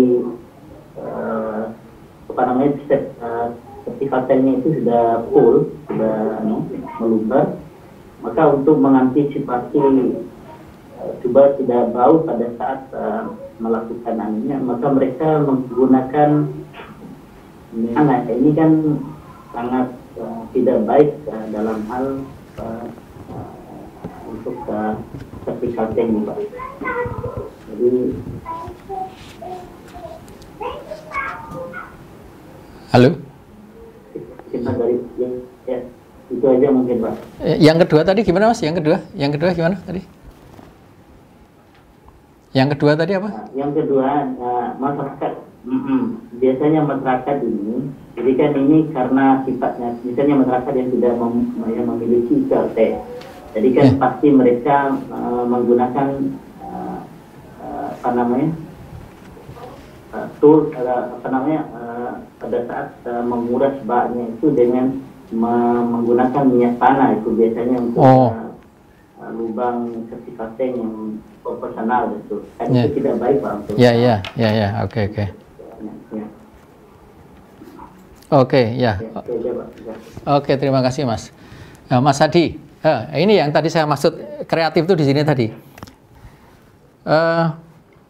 Kalau tadi KPP itu memang sebenarnya tidak harus berbadan hukum, tapi kalau dia mau pengen mengakses ke sumber dana dari pemerintah, misalnya sumber dana dari pemerintah atau sumber dana dari pihak ketiga, itu dia memang harus berbadan hukum. Tapi kalau dia hanya sekedar operasional sendiri dalam desa, memang cukup tadi SOP tadi ya, cukup SOP itu sudah cukup. Tapi kalau dia berpikir ke depan bahwa nanti dia pengen mengakses dana dari dinas, dari pemerintah daerah, dia pengen mengakses dana dari CSR perusahaan, itu memang dia sebaiknya berbadan hukum. Berhukum itu cukup sederhana sebenarnya dengan dia membuat ADART, kemudian diakte notariskan ADART itu, kemudian dia sudah punya badan hukum itu. Nah, seperti sampaikan Pak Adi tadi itu bagus itu. Kalau KPP itu berdiri sendiri per desa itu dia kurang kuat. Jadi sebaiknya memang dibentuk asosiasi di tingkat kabupaten. Asosiasi KPP di tingkat kabupaten seperti Pamsimas itu ya, itu cukup kuat itu. Asosiasi di tingkat kabupaten, kemudian katakanlah satu kabupaten ada 10 desa, katakanlah itu bentuk asosiasi tingkat kabupaten, buatkan ADART-nya satu kabupaten, nah udah itu cukup bagus. Itu artinya kalau semakin banyak kita berkumpulnya semakin banyak, orang juga akan semakin memperhatikan, pemerintah daerah juga akan semakin memperhatikan gitu loh. Katakanlah misalnya ya, ketika mau pilkada pun, kalau nanti pengurus asosiasinya kata, Pak, saya mewakili 10 desa, sekian jiwa, nah itu pasti akan diperhatikan. Wow, ini berapa suara ini kan, pasti gitu kan, pasti akan diperhatikan. Jadi memang sebaiknya dibentuk asosiasi di tingkat kabupaten, itu lebih kuat. Saya setuju, saya sarankan juga begitu kalau untuk KPP. Kemudian untuk yang minyak tanah tadi memang hindari ya, itu karena itu kan nggak baik untuk bakteri, kita juga akan mematikan. Jadi memang jangan gunakan minyak tanah lah ya. Jangan digunakan minyak tanah ya mungkin itu perlu penyadaran juga. Memang ini kebiasaan ya, kebiasaan memang sudah selama ini seperti itu. Jadi disadarkan Mas Adi, disadarkan jangan memakai minyak tanah lah ya. Itu kan termasuk yang bahan yang tadi kita sebut, kita larang tadi itu. Oke ya, itu ya Mas Adi ya. Yang lainnya silakan. Ya, terima kasih Pak. Silakan Pak Safadun Gigi. Ayo. Ya. Assalamualaikum warahmatullahi wabarakatuh. Halo. Halo, silakan Pak. Halo. Oh iya. Ya silakan Pak. Oke, udah masuk Pak Safa. Silakan, udah masuk Pak Safarul Rizky. Ya, yang saya mau tanyakan ini Pak, apabila kita sudah menyampaikan penyuluhan kepada anggota KPP dan beberapa penerima manfaat ini yang saya mau tanyakan ini, apakah kita sudah menyampaikan penyuluhan, kemudian menjelaskan tentang pemeliharaan dan sejenisnya, kemudian apa untuk di SOP-nya ini Pak? Di SOP-nya ini apakah bisa kita memberi sanksi apabila ada penerima manfaat yang masa bodoh atau yang tidak mengindahkan mengenai aturan-aturan yang sudah disusun di SOP ini Pak? Ya, jadi yang SOP itu biasanya kan memuat SOP itu memuat aturan, kemudian ada sanksi. Nah, namanya SOP, standar operasional prosedur, berarti ada aturan, ada mekanisme pelaksanaannya dan ada sanksinya. Nah, itu yang ya, cuma sanksi ini kalau memang hanya yang diterapkan oleh KPP kurang kuat sanksinya, karena paling pemanfaat juga siapa sih KPP itu, pasti akan begitu kan. Makanya ini akan lebih bagus kalau sanksi itu disepakati di tingkat desa. Sanksi itu disepakati di tingkat desa, syukur lebih kuat lagi diperdeskan melalui peraturan desa ya. Diperdeskan, di peraturan desa, mungkin tidak khusus untuk Sandes saja kan, bisa aja di desa kan ada banyak kegiatan yang lain ya, mungkin ada Pamsimas, mungkin ada apalagi ada Sanimas, atau mungkin ada pekerjaan yang lainnya yang itu berhubungan dengan masyarakat. Bisa saja coba dilakukan koordinasi, fasilitasi dengan perangkat desa, membuat aturan sehingga nanti itu akan lebih kuat sanksinya. Kalau KPP paling sanksi sosial mungkin ya, atau katakanlah kalau disepakati katakanlah itu lokasi kita di dalam satu dusun, mungkin bisa aja disepakati dengan kepala dusunnya, disepakati kalau bapak ini yang tidak melayani sanksi sosial itu bisa, tapi kurang kuat. Tapi kalau yang mau kuat, coba difasilitasi sanksi itu dinaikkan di tingkat desa. Syukur bisa diperdeskan melalui peraturan desa. Peraturan desa ditetapkan di situ. Bisa aja peraturan desa itu juga memuat misalnya iuran, bisa aja diperdeskan. Kemudian sanksi juga diperdeskan, itu lebih kuat. Kalau ada sanksi diperdeskan lebih kuat. Ya, kalau saran saya memang coba difasilitasi, tidak hanya khusus Sandes, tapi mungkin di desa itu ada beberapa kegiatan. Kalau memang di desa sudah ada perdes tentang apa, tinggal coba usulkan aja Sandes juga dimasukkan di situ. Nanti tinggal ada ada review perdesnya, kemudian direvisi perdesnya, bisa saja. Kalau saran saya memang itu, jadi langsung dinaikkan di tingkat desa aja, di perdes saya melalui perdes lebih kuat. Kalau tidak perdes, paling kita hanya bisanya sanksi sosial saja, hanya lewat sanksi sosial, tidak bisa sanksi yang lebih kuat. Ya. Itu Pak Safarul Rizky. Iya Pak, makasih Pak. Silakan siapa Bapak Ian Irawan. Ya, setelah ini Bapak Dede Sanjaya ya. Ya, bismillahirrahmanirrahim. Ya. Assalamualaikum warahmatullahi wabarakatuh. Waalaikumsalam warahmatullahi wabarakatuh. Ya. Bagaimana trik untuk menghidupkan KPP ini? Karena di lapangan kalau saya lihat sangat sulit untuk merealisasikan seperti dalam yang tertera dalam juknisi itu. Kemudian dari kegiatan-kegiatan sebelumnya, tahun-tahun sebelumnya, apa sudah ada contoh KPP yang masih aktif sampai sekarang, Pak? Mungkin bisa dibagi trik-triknya gitu, Pak. Ya, terima kasih. Ya, terima kasih Mas Irawan. Ya, memang KPP akan bisa hidup kalau dia punya operasional ya. Kalau dia tidak punya operasional, dia tidak akan bisa hidup. Ya, dia tidak akan, tinggal nama aja, pasti tinggal nama. Jadi memang agar KPP hidup, dia memang harus punya operasional. Operasional itu bisa dari usaha dia. Usaha itu artinya begini. Katakanlah nanti KPP itu punya modal dari iuran katakanlah ya, dari iuran anggota katakanlah kumpul. Kemudian iuran itu diputar katakanlah, diputar atau dibuatkan usaha apa yang menghasilkan. Contoh kecil misalnya ada satu KPP dulu ya, saya dulu di Sanimas ISDB 3 tahun dulu ya. Ada contoh kecil dia membuat usaha kolam ikan misalnya, KPP itu membuat usaha kolam ikan lele atau nila kalau misalnya. Dari kolam ikan itu kemudian itu modalnya dari itu, kalau modalnya dari modal dari program dulu, modal dari program untuk KPP atau ditambah iuran anggota. Kemudian karena di awal-awal biasanya kan belum ada pengeluaran ya, belum ada kerusakan dan apa, jadi dana itu kan mengendap, belum digunakan lah. Dana itu dipakai untuk usaha. Salah satu tadi contohnya adalah misalnya kolam ikan, tapi bisa contoh yang lain misalnya apa usaha yang lainnya apalah di lokasi yang sesuai di situlah. Nah, dari kolam ikan itu kan nanti panen menghasilkan, 3 bulan ikan itu sudah menghasilkan. Dari hasil itu bisa dijual, bisa menambah kasnya KPP. Nah itu kalau seperti itu, kalau KPP yang kreatif seperti itu akan hidup. Tapi kalau KPP yang tidak kreatif yang hanya mengandalkan dari iuran dan pasti dia tidak bisa hidup. Dia pasti ya sekedar jalan aja, mungkin ya lama-lama tinggal nama gitu.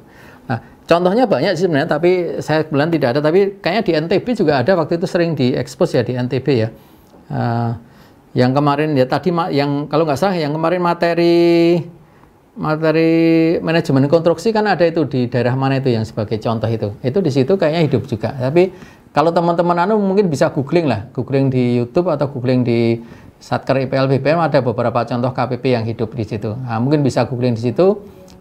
Siapa tahu teman-teman bisa mendorong pemerintah daerah untuk misalnya mengajak KPP untuk melakukan studi banding misalnya. Bisa aja teman-teman nanti teman-teman dan bersama Faskap mendorong pemerintah daerah agar KPP diajak studi banding ke lokasi yang memang bagus tadi. Bisa saja. Tadi itu kalau sudah terbentuk asosiasi di tingkat kabupaten sudah cukup kuat, maka negosiasi bargaining positionnya itu dengan pemerintah daerah menjadi lebih kuat, bisa mengusulkan hal-hal seperti itu. Gitu ya Mas Yan ya. Ya, tadi selanjutnya siapa tadi? Selanjutnya Pak Dede Sanjaya. Silakan tadi.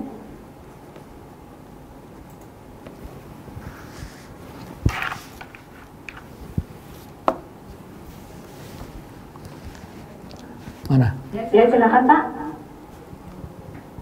Assalamualaikum warahmatullahi wabarakatuh. Waalaikumsalam warahmatullahi. Kok saya nggak pernah angkat tangan ya di kita. Oh iya dah, saya boleh nanya Pak. Silakan Pak Dede. Dari gimana sih caranya biar agar KPP tetap aktif, soalnya di tahun sebelumnya juga KPP yang kebetulan ini tahun kedua saya ikut di Padat Karya. Terus KPP yang sebelumnya juga tidak aktif gitu Pak. Ya, oke Pak Didi. Sebenarnya sama dengan Pak Yan tadi ya, pertanyaannya sama. Jadi memang KPP itu tidak akan bisa aktif kalau dia tidak punya punya mainan, istilahnya tidak punya mainan. Mainan itu dalam arti begini, dia punya operasional, dia punya kegiatan yang bisa mendukung, baik mendukung program maupun mendukung operasional mereka. Jadi memang harus diberi mainan. KPP itu harus diberikan mainan. Mainan tadi contohnya misalnya dari modal awal yang dia dapat dari iuran maupun dari program, misalnya dibuatkan usaha apa, kolam ikan atau apalah, misalnya usaha yang lain apa yang ada di daerah itulah, yang sesuai dengan yang mungkin di daerah itu ada. Yang waktu itu ada, saya pernah ketemu toko kelontong misalnya, atau arisan sembako gitu. Itu beberapa usaha yang bisa membuat KPP hidup. Artinya ada mainan, untuk terus dia dia aktif. Tapi kalau dia tidak punya mainan dalam tanda petik itu, ya akhirnya pasti akan pasif, dia akan berhenti, ya sudah, artinya mungkin udah nggak, ya mati suri aja akhirnya itu. Jadi memang perlu ada mainan itu. Nah itulah fungsinya teman-teman mencoba berpikir out of the box tadi, berpikir ke samping, berpikir keluar, apa sih kira-kira yang bisa dilakukan KPP yang bisa aktif tadi, bisa hidup tadi, punya mainan tadi. Yaitu tugas teman-teman fasilitator mencari celah-celah itu, mencari celah-celah peluang-peluang seperti itulah. Studi banding salah satu caranya, yang lainnya cobalah berkreasi, coba berdiskusi dengan pihak-pihak lain untuk mencoba mencari peluang-peluang itu. Itu memang satu-satunya cara itu. Kalau KPP tidak punya mainan, pasti akan mati dia. Ya, itu ya Pak Didi ya. Ya, terima kasih Pak. Selanjutnya ada nih angkat tangan via chat Ibu Rizka Nurjulida. Ibu. Ya, silakan Ibu Rizka. Rizka.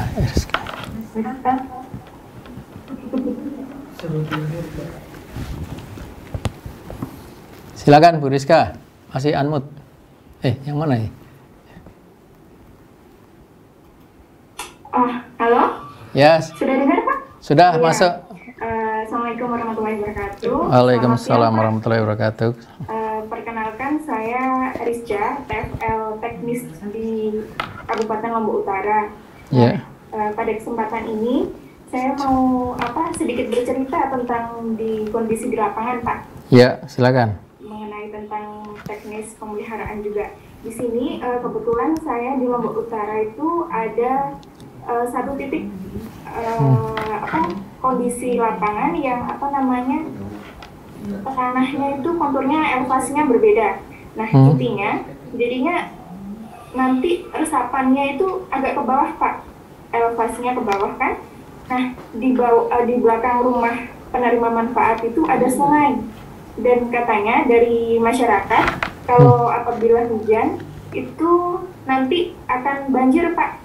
Jadi kemungkinan besarnya resapan itu kalau ketika hujan itu akan meluap dan tertutupi oleh banjir. Nah, yang saya tanyakan, apakah bisa dalam kondisi seperti itu masih diterapkan menggunakan buis yang dengan kedalaman 1,5 meter, dan apabila bisa itu apakah ada treatment tertentu yang harus kita lakukan selaku saya TFL untuk menjelaskan nanti kepada KPP untuk teknisnya gitu Pak.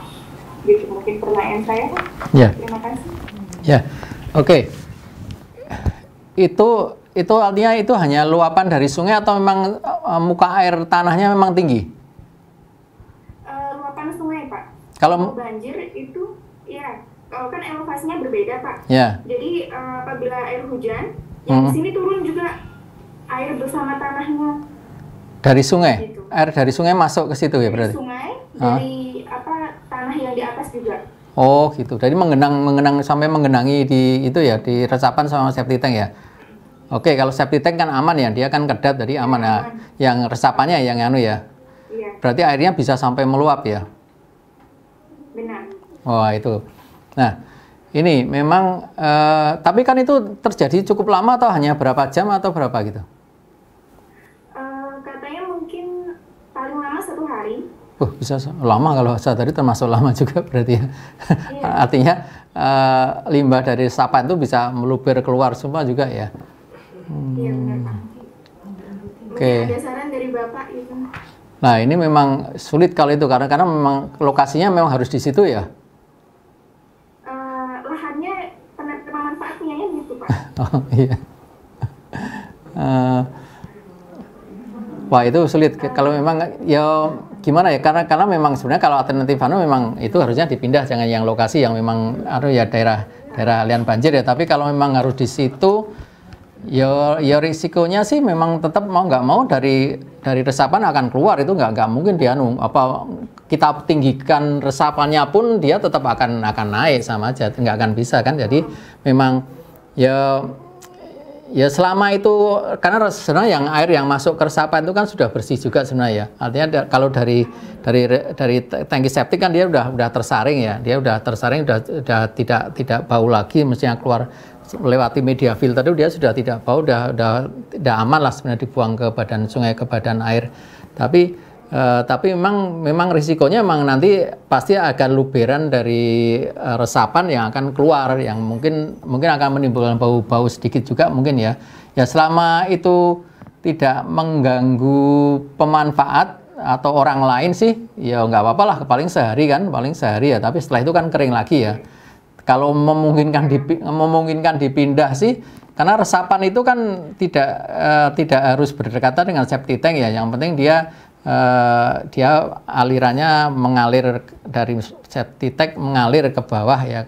Kalau memungkinkan masih bisa dipindah walaupun agak jauh, kalau saya sarankan dipindah yang tidak kena banjir. Tapi kalau tidak bisa dipindah, ya nggak bisa yang kita perbuat untuk mengatasi itu. Kalaupun dibuat kedap, misalnya resapannya dibuat kedap pun dia akan naik dari sumber air dari bawah kan, tetap akan penuh juga itu. Ya itu kalau misalnya kita mau ditambah resapan yang model apa?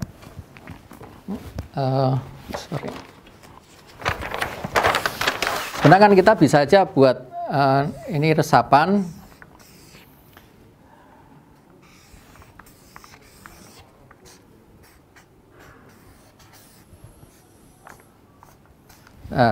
Kalau kita bisa sebenarnya menambah dengan pipa ke sini. Ya, ini pipa dan ini di lubang-lubang, pipanya di lubang-lubang di sini ya. Di lubang-lubang supaya dia bisa mengalir ke samping dari, kalau ini meluap ya, kalau ini meluap, airnya meluap gitu sampai ke sini, airnya dia akan mengalir ke sini. Dia akan mengalir ke sini. Jadi kalau dilihat dari atas ya, ini sumur resapan. Kita buat pipa yang bisa banyak ke sini. Pipa ini ya, pipa ini ke sini, bisa semakin banyak semakin bagus. Artinya ini pipa ini nanti dia akan ini dilapis hijau ya, di lubang pipa, di lubang-lubang, kemudian ini dilapisi, dibungkus dengan hijau sehingga artinya tanah tidak masuk ke pipa ini, tapi air bisa keluar ke sini. Artinya nanti air akan merembes ke sini, Nah, kalau dia air muka tanahnya itu hanya selevel inilah. Ini katakanlah ini tanah ya. Ini tanahnya misalnya. Kalau dia airnya itu hanya serata dengan tanah ini masih bisa diatasi dengan model gini, model sirkuler gini, ini pipa bidang ini, resapan bidang itu masih mampu. Tapi kalau airnya sudah mengenang sampai di sini, katakanlah di atas tanah banyak airnya, memang nggak akan mampu lagi dia, ya nggak akan mampu lagi memang. Tapi kalau masih dia sebatas nggak terlalu tinggi dari muka tanah, masih bisa diatasi dengan begini, dengan kapiler bidang, resapan bidang seperti itu bisa. Nah, kira-kira itu airnya kalau dari sungai itu bisa setinggi apa kesininya itu? Tingginya berapa itu? Nah itu yang mungkin kalau terlalu tinggi memang tetap nggak bisa diatasi dengan apa, yang hanya mengurangi tapi tidak bisa mengatasi kalau gitu. Mengatasi. Ya. Masih lagi Pak? Ya. Gini, mungkin kalau pertimbangan saya kemarin juga mau membuat kolam sanita Pak untuk peresapannya. Ya. Kan Oke. kolam sanita itu cuma kedalamannya cuma 80 cm. Ya. Jadinya bisa nanti saya alihkan mungkin ke sebelah bangunannya atau apa, jadi bukan di elevasi yang turun. Yang jadi permasalahan apabila saya menggunakan kolam sanita, itu kan kalau kolam sanita ada pipa outletnya Pak, untuk mengalirkan air yang sudah diresapkan yang sudah difilter. Ya betul. Nah itu untuk mengalirkan pipa air itu yang ke pipa outletnya itu agak jauh Pak dari sungai, jadi sekitar 3 meter. Ya. Itu apakah bisa Pak atau bagaimana? Bisa, nggak apa-apa. Jadi nanti pipanya dikasih klep, pipa outletnya itu, pipa dari kolam sanita kan, keluar ke sana dikasih klep sehingga kalau banjir dia tidak bisa masuk ke sini, tapi air bisa keluar, tapi air dari sungai tidak bisa masuk ke sini. Boleh, nggak apa-apa. Oh, nggak apa-apa Pak ya? Nggak apa-apa, boleh. Harus tetap ada pipa outletnya untuk mengalirkan kan? Iya, nanti penuh nanti kolam sanitanya kalau nggak ada pipa outletnya. Nah, kalau apabila misal jarak untuk mengalirkan ke sungainya itu 3 meter, maksudnya agak jauh lah, 3 atau sampai 5 meter. Apakah bisa itu langsung dibiarkan saja Pak? Pengalirannya itu, pipa outletnya dibiarkan ke mungkin sebelah lahan yang nggak ada apa-apanya gitu, misal gitu? Bisa? Maksudnya dibiarkan di lahan terbuka gitu maksudnya, atau gimana? Iya, di lahan terbuka, misal begitu? Sebenarnya sih nggak apa-apa, karena dari kolam sanita itu kan udah bersih, itu udah tersaring kerikil, dan sebagainya kan dia kan nggak apa-apa sih, nggak apa-apa, boleh aja. Oh bisa kan Pak ya? Cuma hati-hati untuk pipanya, karena pipanya berarti mungkin itu nanti jadi di atas tanah ya, pipa outletnya ya, dari kolam sanita ya. Nah, itu harus dilindungi ya, tolong dilindungi. Itu, Pak, ya, diselimut beton, adukan atau campuran beton lah gitu. Boleh, itu malah bagus tuh kalau ada yang bikin kolam sanita, senang saya bisa untuk percontohan juga tuh nanti. Kemarin saya juga tahu Pak buat. Sudah bikin ya? Iya. Oke, sip. Bagus itu Mbak Risa. Oh iya. Ya. Ya, siap Pak. Terima kasih untuk sarannya. Sama-sama, Mbak Risa. Ada lagi? Silakan. Ibu-ibu yang lain mungkin? Oke, kalau nggak ada, nggak apa-apa, udah hampir jamnya, udah hampir habis juga. Oke, terima kasih teman-teman. Jadi itu tadi materi tentang OP. Intinya memang tugas teman-teman TFL adalah melakukan pendampingan kepada KPP, membuat perencanaan itu, merencanakan operasi dan pemeliharaan, membantu untuk membuat rencana anggaran pemeliharaannya, membantu melakukan penyuluhan, penyadaran. Nanti teman-teman punya tugas juga untuk melakukan PHBS ke pemanfaat juga. Kemudian yaitu tadi salah satu pertanyaan yang penting tadi, bagaimana kita membuat KPP itu jadi aktif, bukan KPP yang nanti kita bentuk kita tinggal pergi ya sudah mati ya. Itu tugas teman-teman juga, mencari peluang-peluang agar KPP itu nanti bisa aktif, bisa hidup. Saya kira itu.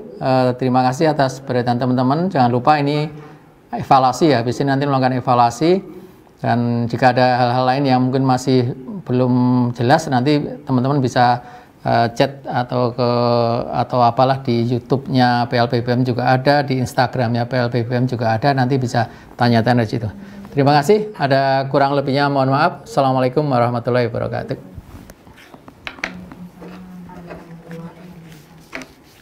Baik, terima kasih Pak Idris atas laporannya. Dan mudah-mudahan juga sangat bermanfaat ya untuk Bapak Ibu sekalian dalam melaksanakan nanti kegiatan dan tugas di lapangan juga di baiklah kegiatan materi ini adalah materi yang keempat, artinya materi terakhir di hari kedua ini.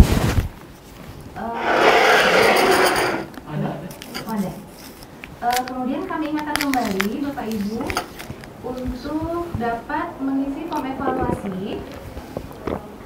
Bentar saya bisa dulu. Ini udah dimatikan belum? Nggak dimatikan kan? Form evaluasi untuk materi keempat hari ini.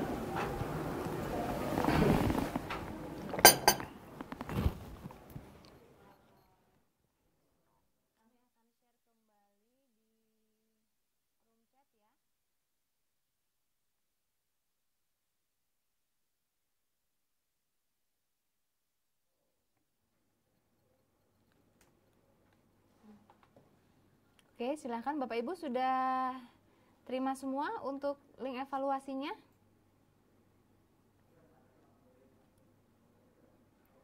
Nyalain dulu dong.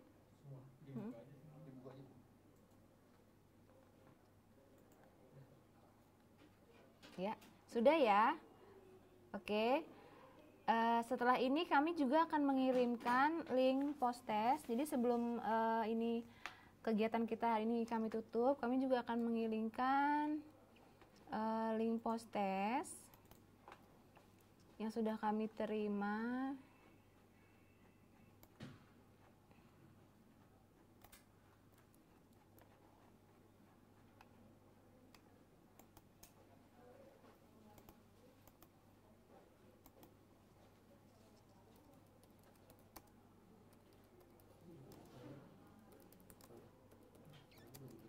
Untuk link post test ini Bapak Ibu kan akan masuk ke dalam portalnya ya.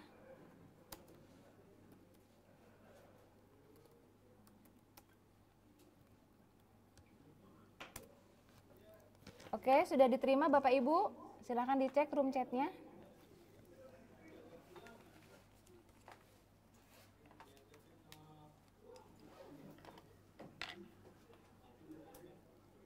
Sudah Bapak Ibu?